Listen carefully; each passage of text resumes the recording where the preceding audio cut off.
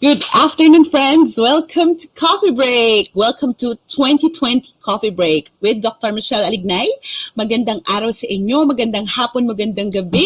I'm just so excited to be back for the live episodes that we're having every Tuesday and Thursday. Either you're watching in Facebook, you're watching in YouTube, or you're listening via Spotify. So we are starting the year.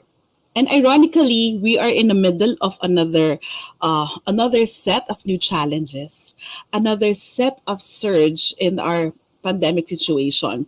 And for those of you who are just new here at Coffee Break, I'm Dr. Michele Lignay. I am a registered psychologist. I do talks, learning sessions, virtual trainings on family well-being and faith. And this live stream, I do things I do this to be able to support people, friends, each one of us who needs to have better well-being, better coping skills, better ways to help ourselves and our family despite the given situation. So I hope that you're going to you tune in for the rest of the 30 minutes. I do this every Tuesday and Thursday, and I hope that it's going to be a date. So I really call it coffee break so we can just sit down and reflect about a particular topic. And I hope that you are all well. I know that many families, even friends here and there, are asking for prayer, sending messages that their family's health is compromised because of our situation. And kahit ano man ang pinagdadaanan natin, I believe that we can start reflecting about these things. And the topic that I really posted for this week, it's about reboot and recover. When I was planning the topic for 2022, sabi ko, ano naman kaya ang magandang topic for 2022? And the funny thing is that when we start 2022, when we start another new year, what are the things that, diba, we try to hold on to? New hope, new beginnings, new start, and this one. But what happened in 2022 is that new surge, right? So one of the things that I would like for us to do here in Coffee Break, for those of you who are here, thank you. Please do share this to family and friends. I hope that we can like sit down over a cup of coffee. If you have coffee with you, please do so, or tea, whatever you like to drink, and it be a healthy drink. And I would like us to like chat and talk about what's going on. So ang gusto kong tanungin, I would like to throw the first question to our live listeners. What is it that you have in your plate right now? Anong nangyayari sa bahay mo ngayon? Kumusta ang 2022 mo? Anong realidad ang kapit-kapit mo ngayon? Anong meron ka? Meron ka bang virus? Meron ka bang burdens that you're having? And I would like you to post this. I would like you to put that in the comment section so that we can start actually looking into the realities that we have. Why is that so? Dok, akala ko ba you're talking about reboot? You're talking about recover. Friends, I would like you to realize that we cannot ever reboot. We cannot reboot if we don't know how to look into what is it that we have. Ang reboot, it's not abort. All these motivational things when we start the new year. Diba? What are the things that you hear whenever we start the new year? What are the motivational quotes? What are the things that you tell yourself? Diba? For example, new year, new life, new year, new beginnings. What about you? What is it that you tell yourself during the new year? And it's nice to look into what is this? Where is this perception coming from? Applicable ba? Applicable ba na ito yung mindset ko? Applicable ba na ito pa yung kapit-kapit ko? Applicable ba na dapat ba ang start ng new year all hyped up, all motivated, parang new surge of energy? But what come to think of it, nadidistract ako sa mga comments niyo, friends. Salamat. Maganda lang ang tulog at nakadi-detox ko lang. Ayan. Kaya may glow. So I would like us to reflect that when we start the new year, even though that you would like to start it with a good footing, sometimes the circumstances around us does not cooperate. Like what we're having right now. Alam ko maraming sumalubong sa bagong taon na may virus, may flu, may COVID symptoms. And that's so sad to hear. I know some of us, sinalubong yung bagong taon, New Year, but we have burdens. And that's the reality. So I would like us to learn how to reboot. I would like us to reflect what is reboot for us. When we reboot the computer, yes, magsisimula uli. Pero it doesn't mean that we leave we leave behind what is there, because we actually reboot again and use the same resources. Tama ba, friends? So, tinitingnan ko yung mga comment nyo. Masakit sa bangs na asawa. Recovering ang family while trying to recover sa career. Yeah, 'di ba? Kanya-kanya tayo ng pinagdadaanan, and then the first thing that I would like us to really reboot is actually, I'll have 3 R's that I'll share with you. One of the things that I would like to really look into is, I would like us to reflect on our reality. I would like us to reflect on our reality is that we keep I see many people post this that parang, ano ba yan, 2020, ano ba yan, simula ng bagong taon. And then, ito na yung nangyayari. Yes, and that's the reality. There are just too many things beyond our control. So what is happening to you now? Maybe you are sick. Maybe you're going through something. And here, a friend of mine is saying, di naman ako reboot, derailed lang ako. Yes, but it's okay. And that's actually what is happening to your life right now. What is happening to our family? Maybe some of us, as I said, are sick. Some of us are nag-arise yung issues. And let me just give you a trivia, friends. Do you know that while we would like to start the new year right, it's very good at start of the new year, we don't start with a very high note. Why? Because like in a marathon, if we start so fast, baka in the middle of the year, baksak na tayo. It's also good, and it's going to give ourselves more benefit. It will start right, and we start healthy, not just start fast. Diba? So kahit na sabihin natin na nangyari na to, start pa lang ng year, eto na. Yes, but let's remove the fact that it's New Year, meron pa ring pandemya. Nagkataon lang na January nangyari itong surge na to because maybe we got carried away meeting friends and families during the Christmas season. And that is a reality. We just need to embrace that we are part actually of the problem that caused this, right? So what's happening now? And what happened to the past month that helped you and did not help you? And I would like us to reflect about that. The challenge that I'm posing right now as we reboot is that what helped you and what did not help you. For the past years, whenever I will do coffee break and whatever I do well-being sessions in the middle of the pandemic situation, what I realize is that we cannot operate on the same things that operated before. Some things in our past may no longer be helpful in our present.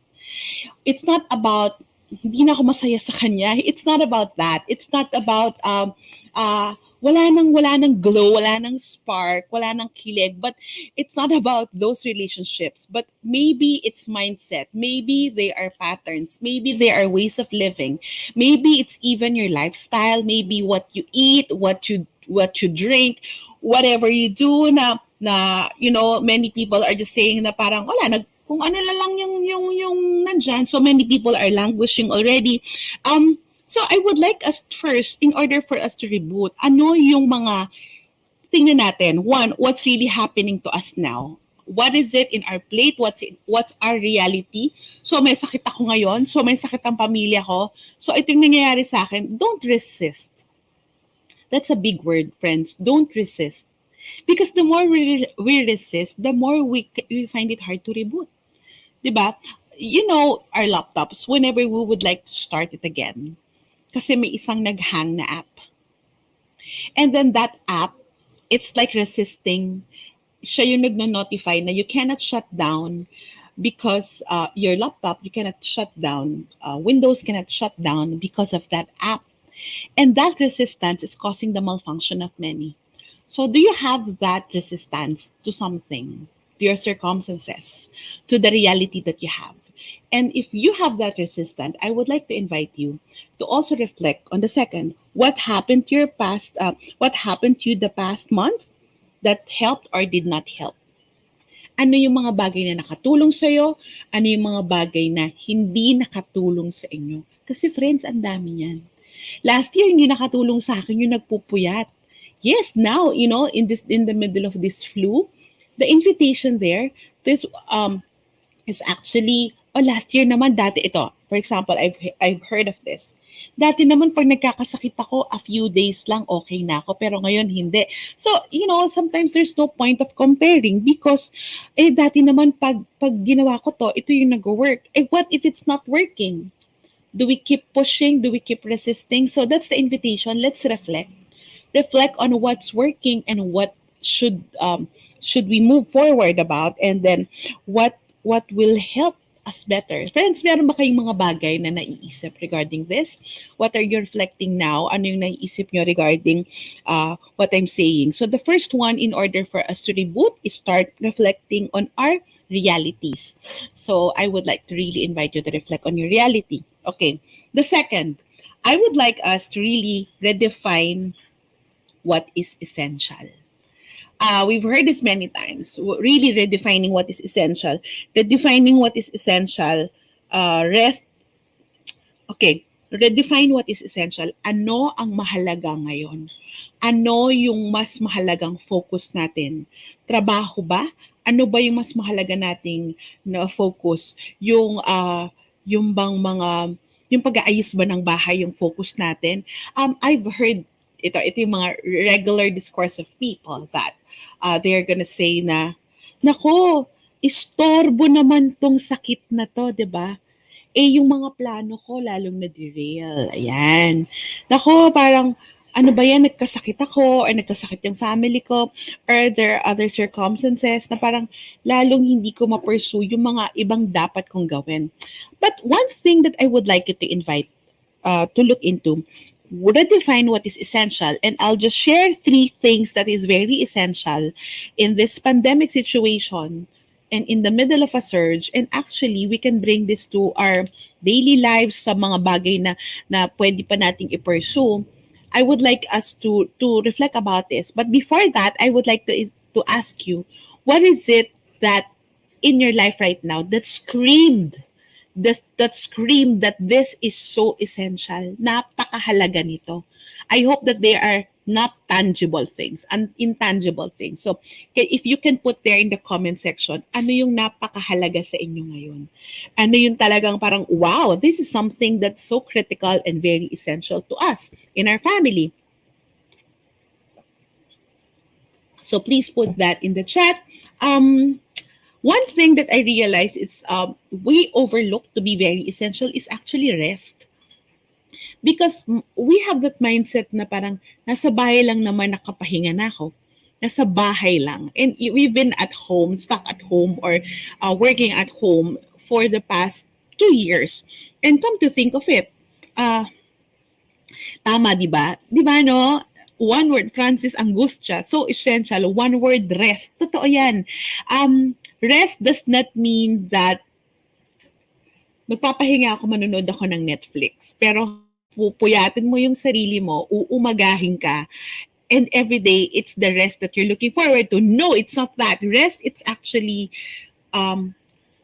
taking a lot of time to sleep if needed. Sleep, 7 hours of sleep. Taking breaks in between. And when we say rest, wala talagang ginagawa. Ang tendency kasi natin, minsan nagre-rest tayo pero ang dami pa nating multitasking. You know what I mean? You know what I mean? That sometimes we're in the bathroom. Maybe you're saying na magre-rest muna ako, pero ang dami pa nating mga multitasking tasks. That's the problem of people in our generation, that we would like to multitask, but in reality, multitasking can get to us, especially if you're sick. Friends, if you are sick, you're in quarantine, you have the symptoms, even if you're not confirmed, kung ano man yung physical state natin.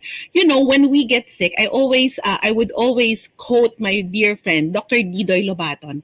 Ang lagi niya sinasabi, we have to listen to what our body is telling us. So when we're sick, it's not istorbo.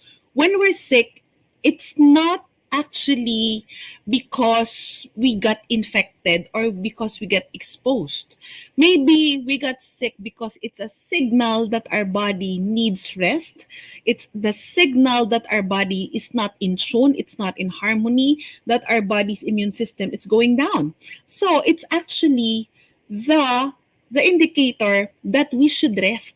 Kaya yung mga ibang nasa quarantine, alam ko nasa quarantine, wala na, ng mga 3 days lang yung symptom ko, okay na ako ulit. But you're starting to work. But you're starting to work and you're starting to be very preoccupied kasi hindi lalo akong matitense, lalo akong masistress kung wala akong pagkakaabalahan.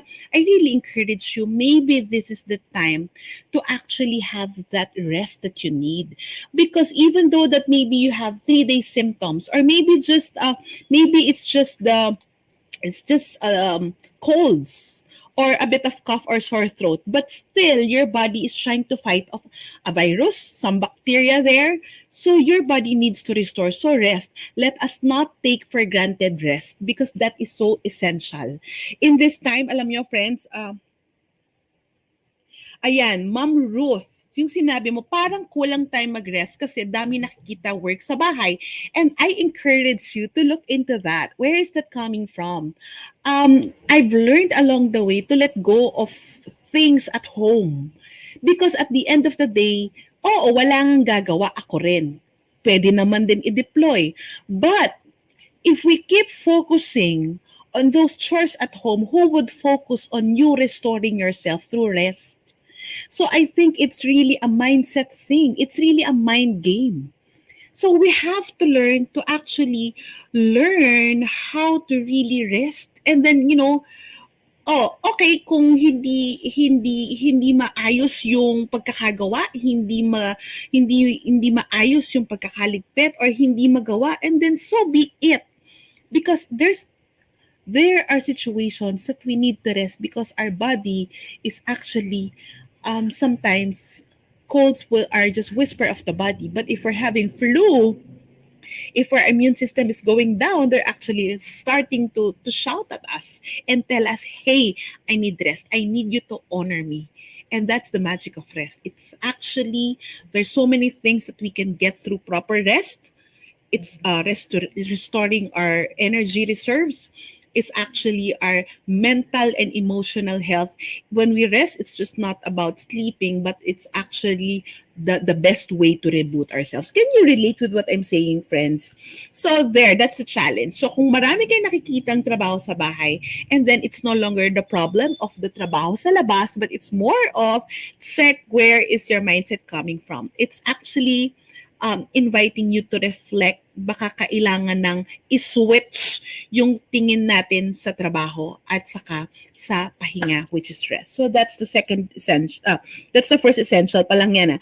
Second, nakita ko si Maring Yami, nagsabi siya dito, good relationship. So the first R is rest. The second is redefine the essential, and that is relationships. I know that this pandemic, maraming relasyon ang nayanig. Do you know what I mean? Nayanig. Nakita natin kung ano yung importante, nakita natin kung sino talaga yung malalim yung relasyon natin. Nakita rin natin kung sino yung parang, ay akala ko close kami, pero hindi pala. Ay akala ko okay kami. At nakita rin natin that many relationships were actually put at risk because we saw how couples, how families, they seem to be okay, but being stuck with each other for the past 2 years or so really confronted issues that we did not ever confronted before. You know what I mean? So this pandemic actually highlighted the value of relationship, that we need to put more effort in relationship. While we are at home, it does not mean that we're automatically bonding with the people we love. So it's also, pag tayo nagkasakit, ano ba yung una nating naiisip? 'Di ba? For moms like me, ang una natin naisip, nako, paano yung pamilya ko, 'di ba? Paano yung trabaho ko? Paano sila? Yan. So it's actually, yes, rest is essential. Yes, and it's also looking into the value of a relationship. So I would like to really ask you, what is the value of of your loving relationships to you? Kumusta yung relasyon nyo? Kumusta yung relasyon sa bahay? Because if there are patterns na hindi nakakatulong, it can actually cause more harm than good sa atin, di ba? Kung may mga unhealthy ways, mga issues na hindi pinag-uusapan, mga conflicts na kailangan na nating putulin. You know what I mean? At mga bagay na hindi na natin, I cannot tolerate this anymore, that we need to step our foot down because this is not actually the healthier way to go. Ayokong tumanda na dala-dala tong issue to. So, if there are things like that, I believe that in this pandemic, the value of relationship, the more important, the more significant relationship is highlighted. And as we go along in Coffee Break this year, I would like to, of course, share with you more thoughts and insights about relationships and family life. And now, if you come to think of it, we need to redefine another essential, and I think it's another R. So if the first one is rest, the second is relationship, walang nagsabi nito, it's actually recreation. Recreation. For some, recreation nila talaga yung mag-K-drama and Netflix. That's not for me. That's not for me. Iba yung recreation sa akin. Kaya many are into plants, many are into various hobbies. Why? Because we need another outlet. We need another hat to wear to be able to connect with ourselves. I would like to say this. This is something that I shared during the Feast Conference in 2021. Yes, hobbies. Ayan nga, Noreen. Because I spoke about hobbies for healing. And I said, we cannot put all our eggs in one basket.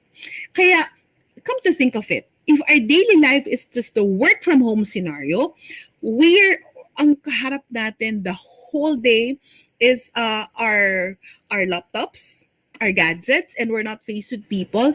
And then it's just like that. It's just tulog, a few steps, kwarto mo na, and then there's nothing. It just cannot be all, because there are certain situations that we need to decompress. Somebody here, hi, Ms. Wang, recreation and cooking saved me. Yes, so recreation is needed. So either you go back to, some went back to planting. Ako, personally, I created some hobbies that I know how to do before, but now I have a deepened. So dapat within a week nakakagawa ako ng mga hobbies ko, which is I make handmade soaps and balms and candles. So either it's for myself or some I sell to family and friends. It's a way for us to really put ourselves to connect with another side of us. Kasi we were not able to have an infilling anymore of the way we do before in the pre-pandemic. Because before in the pre-pandemic, recreation na to walk from your office to just get coffee downstairs, or maybe recreation yung dadaan tayo sa mall, mag-window shopping. So now, remember that if we are having a lot of output through work, home management that we're doing, how are you putting input in yourself? So input needs to be done through good relationships, rest, and dagdagan pa natin, recreation. Yung iba, isip lang nila para hindi I will not be bored or para walang magawa. No. Actually, hobbies can actually be a tool to heal and can actually be our tools actually for total well-being. So kung wala kayong ginagawang hobby this pandemic, wala kayong napagkakaabalahan kahit na carpentry works yan sa bahay, there's nothing that spark joy in you, and you just work like a zombie the whole day and let's just go to bed to be able to work again, then that's being a machine already. You have to check your life, because at a certain point you just might break, because there's no way for you anymore to recharge your being. And recreation are means to infill ourselves and to recharge. And so that's the second one. So reflect on our realities. That's the first. And then the second, redefine what is essential. And what are the three essential, friends? Do you remember what I shared? It's rest, relationships, and recreation. And the third, okay, sino dito ang mahilig magmadali? Ayan. Sino dito yung lagi nilang nagmamadali, yung parang, one thing to another, parang, you're unstoppable. You're so super. Do we have women or people like that here? Meron bang ganon na parang lagi nagmamadali, one after another?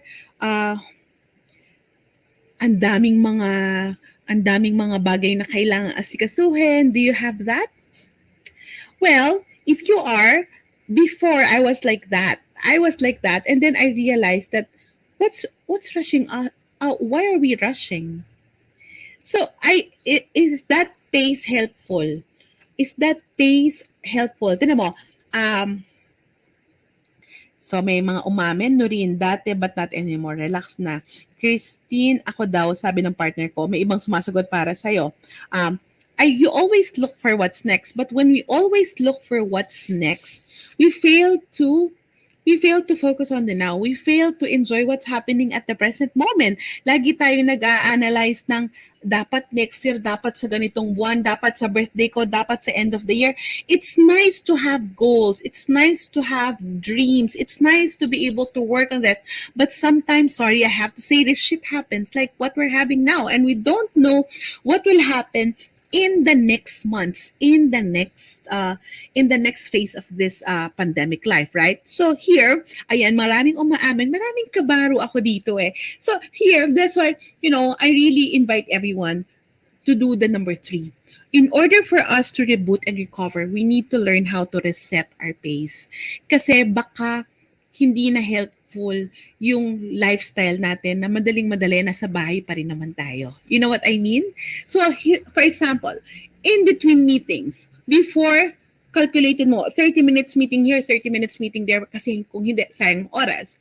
Maybe you can put something in between.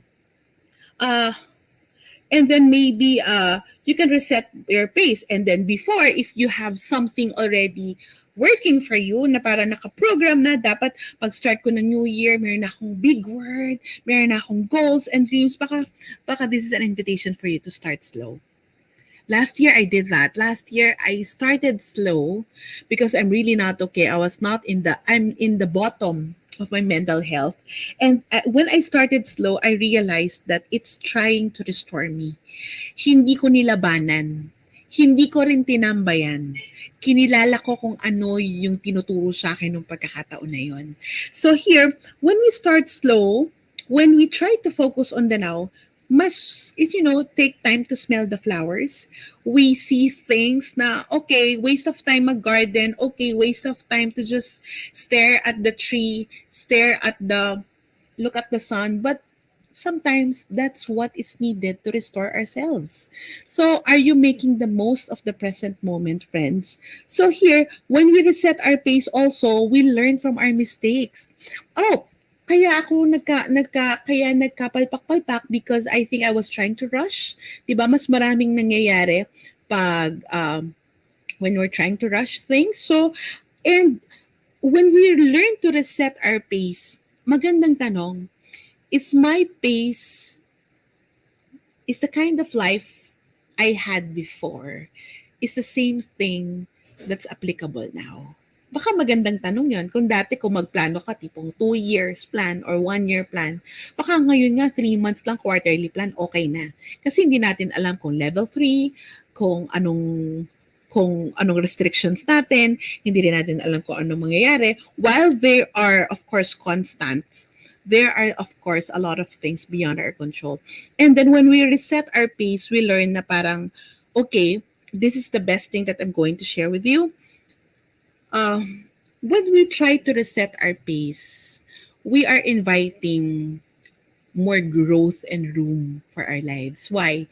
If we are the type that who are so calculated, who are so organized, we are not allowing room for the Lord to work in our lives. Diba?